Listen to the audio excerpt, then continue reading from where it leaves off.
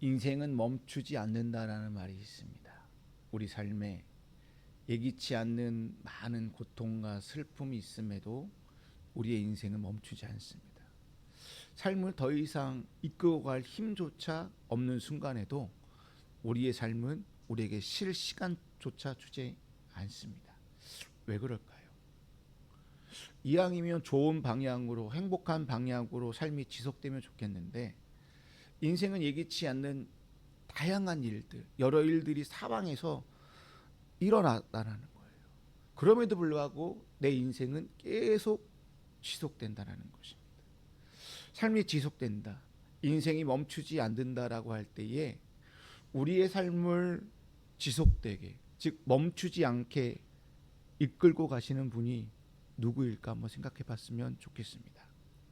사람들은 자기 인생을 자기가 산다라고 생각을 해요. 그래서 내 인생은 내가 주인이라고 생각한다라는 거예요. 근데 믿는 사람들은 그렇게 생각하지 않습니다. 인생이라는 큰 그림에서 생각해 보면 우리의 인생은 하나님께서 어떻게 주는 거예요? 이끌어 주신다라고 우리는 생각한다라는 거예요.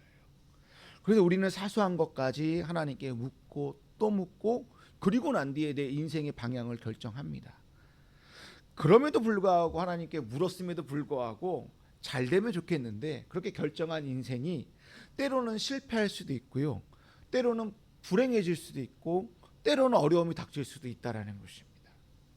그렇다고 뭐 그 순간은 낙심되고요, 좌절도 느낄 거예요. 근데 길게 보면 그게 낙심할 거나 좌절할 필요는 없다라는 것입니다. 왜냐하면 인생이라는 지금이라는 인생에서 보면 실패예요. 불행인 것처럼 보이지만 큰 그림에서 보게 되면 실패도 아니고 불행도 아니다라는 거예요. 그리고 이보다 더 중요한 것은 인생을 멈추지 않는다라는 말 속에는 내 삶에, 내 인생에 하나님의 섭리가 있다고 믿는 믿음이라는 거예요. 내 인생을 멈추지 않게끔 나를 이끌어 주시는 분이 누구다? 하나님이라는 그 믿음 가지고 살아가는 것이 그리스도인의 삶의 모습이라는 거예요. 그 믿음이 우리가 이 땅에 살아갈 수 있는 가장 큰 힘이 된다는 거예요. 우리가 그 힘을 가지고 우리 인생을 살기 때문에 이 땅에 소망을 두지 않아요. 우리가 나를 이끌어 주신 그 하나님이 있기 때문에 우리는 이 땅이 아니라 하늘을 바라보면서 하늘의 소망을 들고 살기 때문에 인생이 어떻게 되든 우리는 크게 연연하지 않는다라는 것입니다. 우리가 아무리 하늘 소망을 바라보며 산다고 하지만 내 삶이 오늘 본문에 나와 있는 나오미 같을 때도 있고요, 욥과 같다면 어떨까요? 이보다는 아니지만 하루아침에 모든 것을 잃고 불행을 당할 때도 있고요, 내 삶이 텅 비게 되었을 때 우리는 어찌해야 할까요? 오늘 본문이 그 답을 가르쳐 준다라고 저는 생각합니다. 오늘 본문 보니까 뭐라고 나오냐면, 나오미가 자리에서 일어나 돌아가다라고 되어져 있어요. 돌아가는 것이 답이에요. 하루아침에 모든 것을 잃고 불행을 당하고 내 삶이 텅 빈 것 같고 내 삶은 왜 이럴까라고 생각할 때 그때 일어나서 돌아가라라는 거예요. 룻기 1장에서 돌아가다라는 동사가 12번이나 나와요. 룻기에서 돌아가다라는 말이 총 16번이 나오는데 그 중에 1장에서만 12번이 나온다라는 거예요.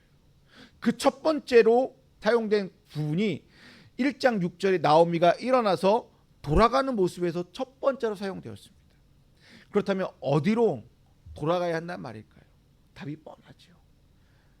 자기 백성을 돌보시고 양식을 주시는 하나님께 돌아가야 한다는 것입니다. 여기서 돌보시다라는 말이 나와요. 1장 6절에 보시게 되면. 근데 이 돌보시다라는 말이 여러 가지 뜻으로 쓰여지는데 오늘 본문만큼은 돌보시다라는 의미보다는 방문하다라는 의미로 해석하면 더 좋아요. 그냥 손님이 방문하는 것이 아니라 의도성을 가지고 방문한 것을 의미합니다. 쉽게 얘기해 보면 하나님께서 자기 백성들에게 복을 주시기 위해서 뭐예요? 방문하시는 거예요. 또는 하나님의 말씀을 잘 순종하지 않았을 때에 증거를 행하기 위해 방문한 그 모습을 그 주권적인 하나님의 그 통치 행위를 나타내는 단어가 방문하다, 돌보시다라는 단어예요. 결국 돌보시다라는 말은 방문하다는 의미로 하나님께서 직접 개입하셔서 축복이든 징벌을 하기 위하여 내 삶에 찾아온 것을 얘기한다라는 거예요. 오늘 본문에서는 하나님은 자기 백성의 필요를 보시고 그 필요를 채워주시는 분으로 묘사되어져 있습니다. 결국 우리가 돌아가야 될 궁극적인 대상은 내 삶에 양식을 주시는 그 하나님께 돌아가야 한다는 얘기입니다. 양식을 주신 하나님께로 돌아간다라는 말은 이것을 한번 뒤집어 보세요. 하나님의 역사가 있는 곳으로 돌아가다라는 거예요. 그 역사가 무엇인데요? 하나님의 마음이 있는 곳이에요. 양식을 준다라는 것이 무엇이냐면 하나님의 역사가 있는 곳이고, 역사가 있는 것이 무엇이냐면 하나님의 마음이 있는 곳이래요. 하나님의 마음이 무엇인데요? 오늘 본문에서는 국률이라는 헤세드라는 단어로 함축적으로 나타내고 있다라는 거예요. 하나님 마음이 우리에게 긍휼로 나타나서 우리를 불쌍히 여기시고 우리를 가엾게 여기셔서 우리의 삶을 회복시켜 주신다라는 거예요. 그 회복이 뭔데요? 양식이 필요하기 때문에 양식을 주시는 것으로 나타났다라는 거예요. 그렇기 때문에 우리에게 무조건 해야 될 건 무엇이냐? 나에게 양식을 주시는, 나를 긍휼히 여기시는 하나님께 돌아가야 한다는 이야기입니다. 하나님께 돌아갈 길 외에는 우리는 어떠한 길도 없고 우리에게는 정답도 없습니다. 우리가 주님께로 돌아가야 되는 근거가 무엇입니까? 십자가 사건 때문이라는 거예요.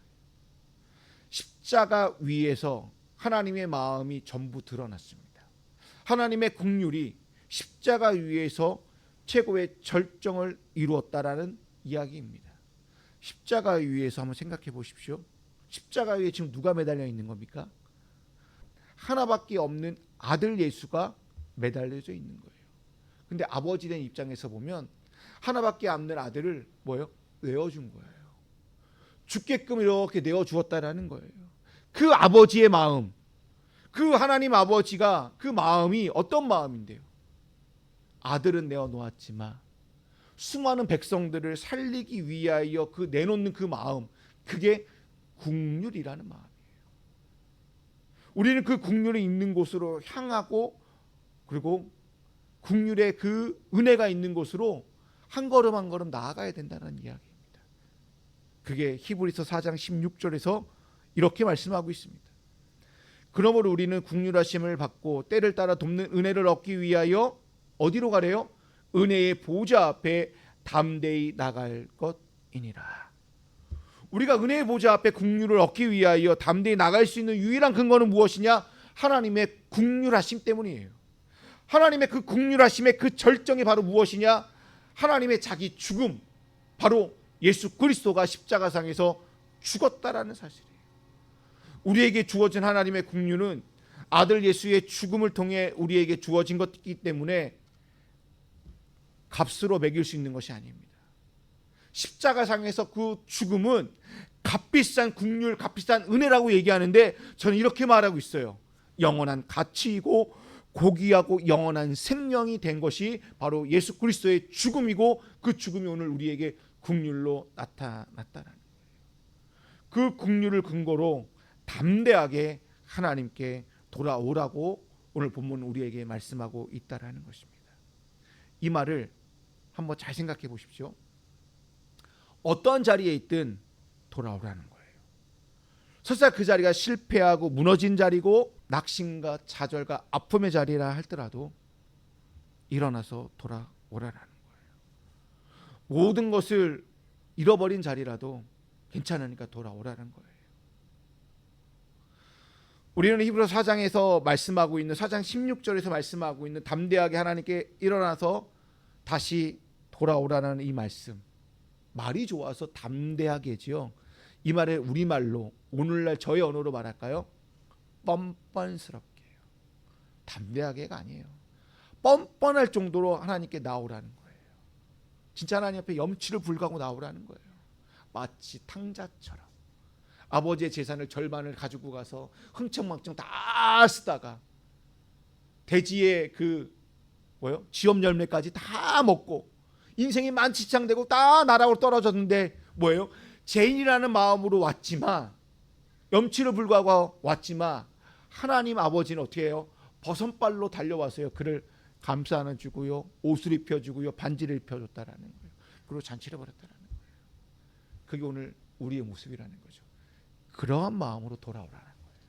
염치를 불구하고 뻔뻔스럽게 하나님께 뭐라고요? 돌아오라고 말씀하고 있습니다. 잘 생각해 보십시오.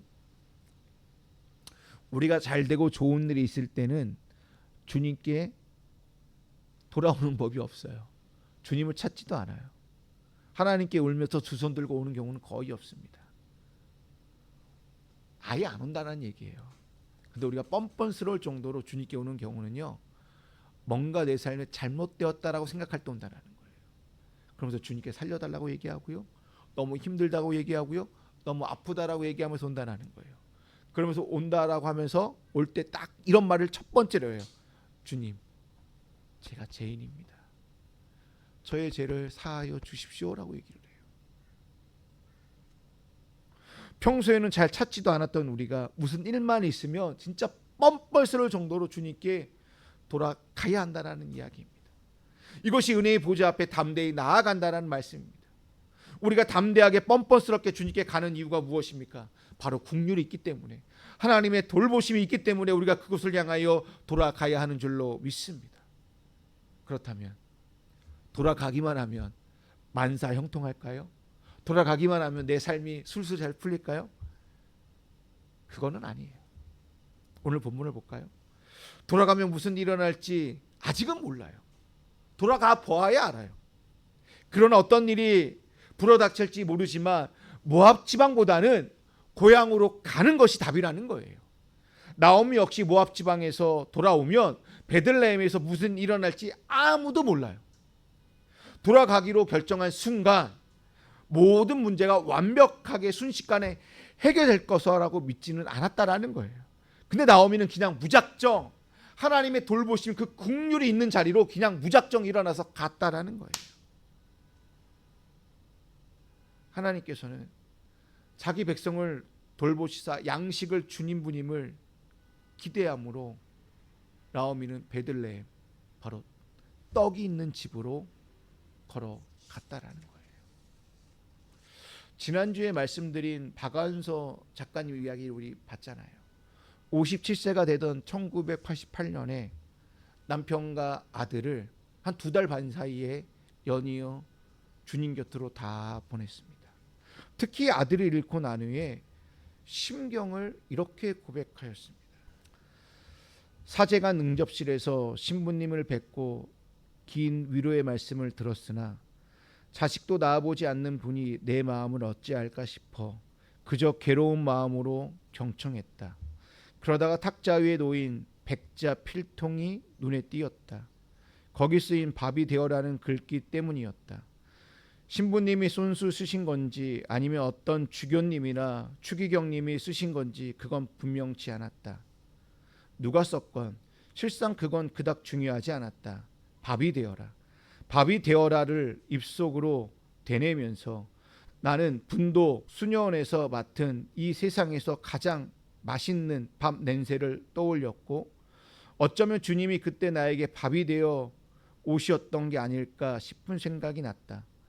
그때 나는 몇 날 며칠을 밤이나 낮이나 주님을 찾아 대들고 몸부림쳤었다. 내가 왜 이런 고통을 받아야 하나, 한 말씀만 하시라고 애걸복걸도 해보았다. 그러나 주님은 끝내 아무 말씀도 없으셨다. 어쩌면 나직하고 그윽하게 뭐라고 하셨을지도 모른다라는 생각이 늦게 난 철처럼 스며시 왔다. 그래, 분명히 뭐라고 그러셨을 거야. 다만 내 귀가 독성과 아집으로 깡막혀 못 알아들었을 뿐인 것을. 하도 답답해서 몸소 밥이 되어 찾아오셨던 거야. 우선 먹고 살아라는 응답으로. 그렇지 않아도 그 지경에서 밥 냄새와 밥맛이 그렇게 감미로울 수는 없는 일이었다. 여러분, 박완서 작가의 고백을 들으면서 하나님이 자기 백성을 텅 비게만 만드신 분이 아니라는 것을 우리는 깨닫게 된다는 거예요. 하나님은 고통 가운데서 자기 백성을 돌보시사 양식을 주님 분이라는 것을 우리는 박한서 작가님의 글을 통해서도 이렇게 느낄 수 있습니다. 하나님은 자기 백성을 위해 직접 떡이 되신 분이에요. 구약에서 자기 백성을 위해 양식을 주신 그 하나님이 신약에 와서는 직접 자신이 백성을 위해 떡이 되셨다라는 거예요. 그것도 자기 백성을 위해 몸이 다 찢겨가면서 우리에게 떡이 되어 주셨다라는 사실입니다. 요한복음 6장 47절과 51절에 있는 말씀입니다.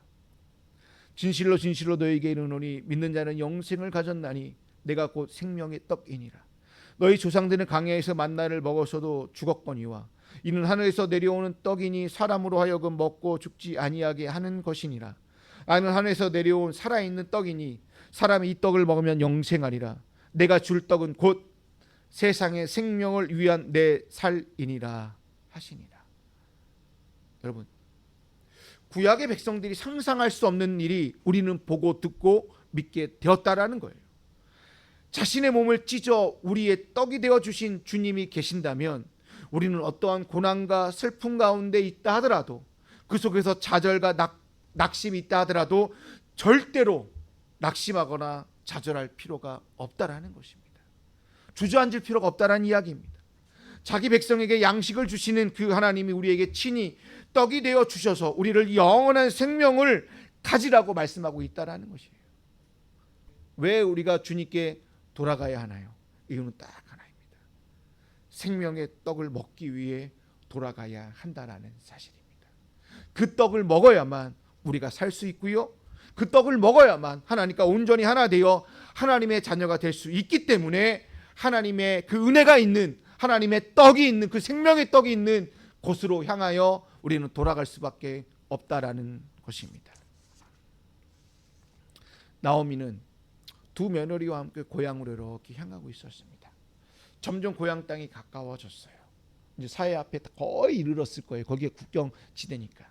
나오미는 며느리들을 모압으로 돌려보내겠다라는 결심을 하게 됩니다.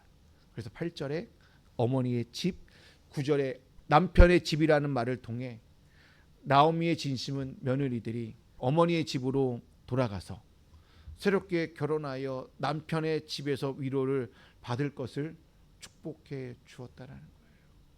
그리고 연이어서 나오미는 하나님께 며느리들에게 선대, 히브리어로 헤세드예요. 긍휼, 사랑, 변함없는, 변치 않는 사랑이라는 그 뜻을 가지고 뭐예요? 그 사랑, 그 은혜와 긍휼을 베풀어 주실 것을, 그리고 앞길을 허락해 주실 것을 축복했다라는 겁니다. 이 축복, 나오미가 두 가지의 축복, 어머니의 집을 가서 새로운 남편을 만나 거기서 위로를 받으라는 축복, 그리고 그 길 가운데 하나님께서 함께해 주실 거라는, 하나님께서 너의 삶에 선대하실 거다, 변함없는 사랑으로 긍휼로 베풀어 주시겠다라고 이 말하는 축복, 이 두 가지 축복은 나오미 입장에서 볼 때 손해되는 축복이라는 거예요. 무슨 말일까요? 나오미에게 가장 이익이 되는 행동은 자기 혼자 고향 땅에 가는 것이 아니라 이왕이면 며느리 둘과 함께 고향에 가는 것이 좀 더 낫다라는 거예요. 혼자 먹고 사는 것보다 며느리와 함께 셋이 먹고 사는 것이 조금 더 낫다라는 거예요. 그러나 며느리 입장에서 볼 때는요, 가장 좋은 길, 가장 이익이 되는 거는요, 어머니를 따라 어머니 고향에 가는 길이 아니에요. 그곳에 어떠한 위험한 상황이 놓일지 모르기 때문이에요. 잘 생각해 보세요. 나오미는 고향이에요. 근데 며느리 둘은 모압 여인이잖아요. 고향이 아니에요. 이방인 자격으로, 이방인 타이틀을 가지고 가야 되는 문제이기 때문에 결코 쉬운 문제가 아니에요. 그리고 한번 생각해 보십시오. 평균 수명을 생각해 보면 나오미가 먼저 죽을 거예요. 그러면 이방인 여인이 아무 믿는 구석 없이 유대 땅에, 이스라엘 땅에 누가 모아 오르바만 남아서 과연 잘 살 수 있을까요? 이런저런 생각을 해보며 나오미는 며느리 입장에서 가장 이익이 되는 행동이 무엇일까를 고민하다가 그 며느리를 고향 땅으로 보내기로 마음을 먹고 그들이 잘 갈 수 있게 축복하였다라는 거예요. 그것이 두 여인에게 룻과 오르바에게 다시 출발할 수 있는 길이었기 때문입니다. 나오미가 이런 축복을 하는 이유가 무엇일까요? 우선 오늘 본문을 보니까 며느리들이 죽은 아들과 자신 나오미에게 베푼 인애, 선대라고 되어 있거든요. 헤세드이기 때문이에요. 나오미는 그저 입에서 바른 빈말로 돌아가라고 한 것이 아니에요. 여호와의 이름을 걸고 진심 어린 며느리들의 행복을 빌어 주었다라는 거예요. 축복하는 또 다른 이유는 나오미가 자신이 이방 땅에서 가부로 살아봤기 때문이에요. 가부의 마음은 가부가 제일 잘한다는 말처럼 나오미가 가부로 이방 땅에 살아봤기 때문에 그것이 얼마나 힘든 것이 알기 때문에 축복해 주었다라는 거예요. 두 며느리가 나오미의 고향 베들레헴에 가는 것은 이방 땅에 가는 것이고, 그것도 이방인으로, 그리고 더 중요한 건 이방인보다 더 사회적 밑바닥인 가부로 가는 것이기 때문에 얼마나 힘들지 나오미가 너무나도 잘 알기 때문이라는 거예요.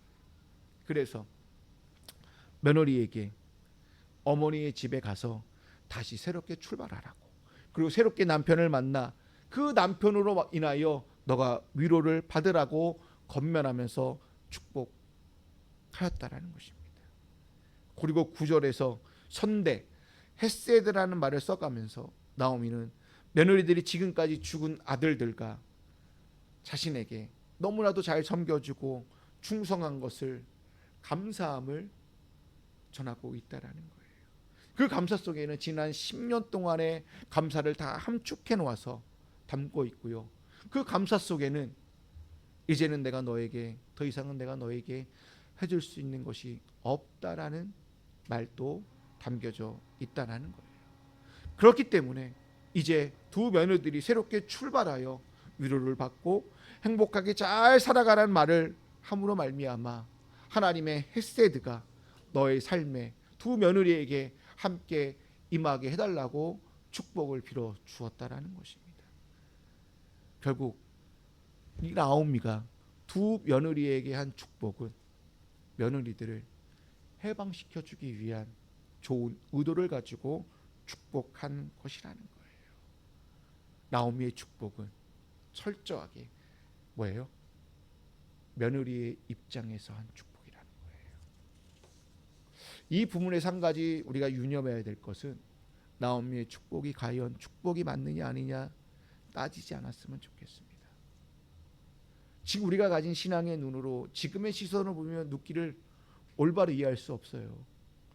며느리들이 이방 땅에서 다시 이방인과 결혼하면 하나님이 주시는 평안을 얻을 수 있을까?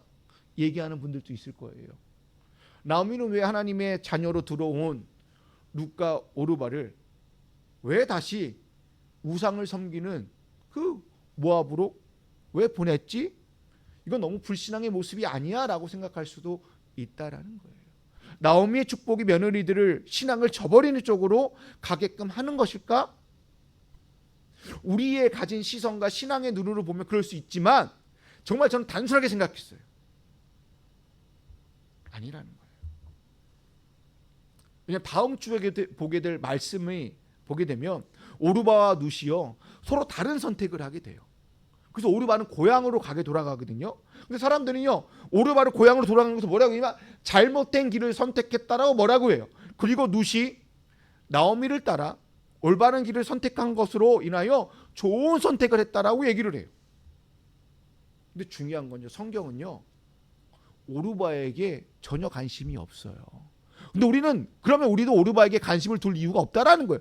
오르바가 고향을 갔든 어디에 갔든 이것은 우리가 관심 둘 것이 아니라 성경의 관심은 룻이 어떤 선택을 했고 그 선택으로 인해 어떠한 삶을 살았는지만 관심이 있다라는 거예요.